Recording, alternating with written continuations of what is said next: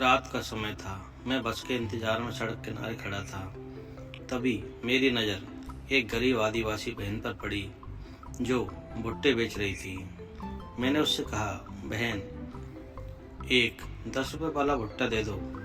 इतना सुनते ही उसने कहा, भैया 10 रुपए वाला भुट्टा तो नहीं है। फिर मैंने कहा, तो 20 वाला ही दे दो। लेकिन उसने फिर कहा, भैया 20 वाला भी नहीं है। थोड़ा हैरान होकर मैंने पूछा, तो कितने का है? तो उसने मुस्कुराते हुए कहा, भैया 5 रुपए वाला है। तो मैंने कहा, ठीक है, 5 वाला ही दे दो। इस बात में जो खास बात थी वह उसकी ईमानदारी थी। वह चाहती तो मुझे 10 रुपए या 20 रुपए दे सकती थी, क्योंकि रात का समय था और लोग भी कमा रहे थे। लेकिन उसने ऐसा नहीं किया। उसने अपने छोटे छोटे भुट्टे, जिनकी कीमत 5 रुपए थी, सही कीमत पर ही दिया। भले ही उसका स्टॉक खत्म हो रहा था, उसके पास मौके का फायदा उठाने का पूरा मौका था, लेकिन उसने ऐसा नहीं किया।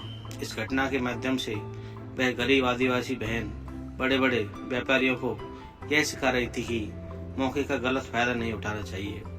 ईमानदारी से कमाना ही सच्चा रास्ता है। यह एक सादगी भरी घटना थी, लेकिन इसके पीछे छिपा संदेश गहरा था।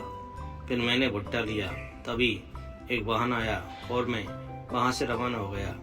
इस घटना ने मुझे ये एहसास कराया कि जीवन की बड़ी बड़ी सीखें सिर्फ किताबों में या बड़ी घटनाओं में ही नहीं होती, बल्कि कभी कभी हम इन्हें अपने आसपास की छोटी छोटी चीज़ों से भी सीख सकते हैं। थैंक यू दोस्तों।